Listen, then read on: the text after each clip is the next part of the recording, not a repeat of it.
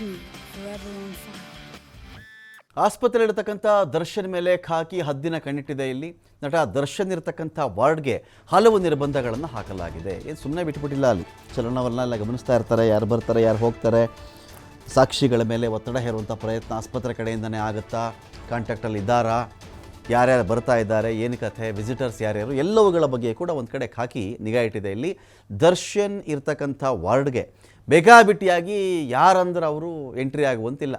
ಏನು ಧರ್ಮಛತ್ರ ಅಲ್ಲ ಅದು, ಯಾರು ಬೇಕಾದರೂ ಬರಬಹುದು, ಯಾರು ಬೇಕಾದರೂ ಹೋಗಬಹುದು ಅನ್ನೋದಕ್ಕೆ.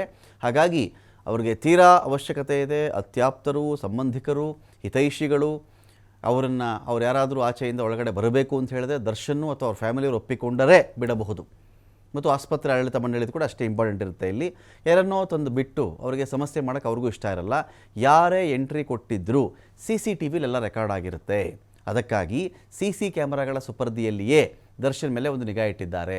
CC ಕ್ಯಾಮರಾ ಇದ್ದರೆ ಖಾಕಿ ಯಾವಾಗ ಬೇಕಾದರೂ ಅವ್ರಿಗೆ ಅನುಮಾನ ಬಂದರೆ ಪರಿಶೀಲನೆ ಮಾಡಬಹುದು. ಈಗಾಗಲೇ ಕೆಲ ಬಾರಿ CC ಕ್ಯಾಮರಾಗಳ ಫುಟೇಜನ್ನು ಖಾಕಿ ಪಡ್ಕೊಂಡಿದ್ದಾರೆ. ಯಾರು ಬಂದರು, ಯಾರು ಹೋದರು, ಏನು ಕತೆ ಅಂತ. ಕಾರಣ ಒಂದು ಕೊಲೆ ಕೇಸಲ್ಲಿ ಆರೋಪಿಯಾಗಿರೋ ದರ್ಶನ್ ಅವರು. ಹಾಗಾಗಿ ಎಲ್ಲಾದರೂ ಒಂದು ಕಡೆ ಆರೋಪಗಳು ಬಂತು, ಯಾವ್ದಾದ್ರು ಪ್ರಭಾವ ಬೀರಿದ್ರು ಅಂತ ಆಗುತ್ತೆ. ನಾಳೆ ದಿನ ಯಾರೋ ಕೇಸ್ ಹಾಕ್ಬಿಟ್ರು, ನಮಗೆ ಇವರು ಆಸ್ಪತ್ರೆಯಿಂದ ಬೆದರಿಕೆ ಹಾಕಿದ್ದಾರೆ, ಸಾಕ್ಷಿ ಹೇಳಬಾರ್ದು ಅಂತ ನಮ್ಗೆ ತೊಂದರೆ ಕೊಡ್ತಾ ಇದ್ದಾರೆ ಅಂತ ಏನಾದರೂ ಬಂದಾಗ ಯಾರದು, ಇವ್ರು ಯಾರನ್ನು ಕಾಂಟ್ಯಾಕ್ಟ್ ಮಾಡಿದ್ರು, ಫೋನ್ ಮೇಲೆ ಅಫ್ಕೋರ್ಸ್ ನಿಗಾ ಇದ್ದೇ ಇರುತ್ತೆ. ಯಾರನ್ನ ಬಂದಿದ್ರು ಅಂತ ಚೆಕ್ ಮಾಡಬೇಕಾದಾಗ ಪೊಲೀಸರು ತಲೆಗೆ ಬರುತ್ತದು. ಹಾಗಾಗಿ ಪೊಲೀಸರು ಹದ್ದಿನ ಕಣ್ಣು ಇಟ್ಟು, ಎಲ್ಲಕ್ಕಿಂತ ಹೆಚ್ಚಾಗಿ CCTV ಕಣ್ಣು ಇಟ್ಟು ನೋಡ್ತಾ ಇದ್ದಾರೆ. BGS ಆಸ್ಪತ್ರೆಯಲ್ಲಿರ್ತಕ್ಕಂಥ ನಟ ದರ್ಶನ್ ಇರುವ ವಾರ್ಡ್ಗೆ CCTV ಕಣ್ಗಾವಲಿದೆ. ಯಾರು ಎಂಟ್ರಿ ಕೊಟ್ಟರು ಕೂಡ ಅದು ಪತ್ತೆ ಆಗುತ್ತೆ. ಒಂದು ರಿಜಿಸ್ಟರ್ ಬುಕ್ ಕೂಡ ಅಲ್ಲಿದೆ. ಅದರಲ್ಲೂ ಎಂಟ್ರಿ ಮಾಡಬೇಕಾಗತ್ತೆ. ವೈದ್ಯರೇ ಇರಲಿ, ಹೌಸ್ ಕೀಪಿಂಗ್ ಸಿಬ್ಬಂದಿನೇ ಇರಲಿ, ಕುಟುಂಬಸ್ಥರೇ ಇರಲಿ, ಎಂಟ್ರಿ ಮಾಡಿಬಿಟ್ಟೆ ಒಳಗಡೆ ಹೋಗಬೇಕು.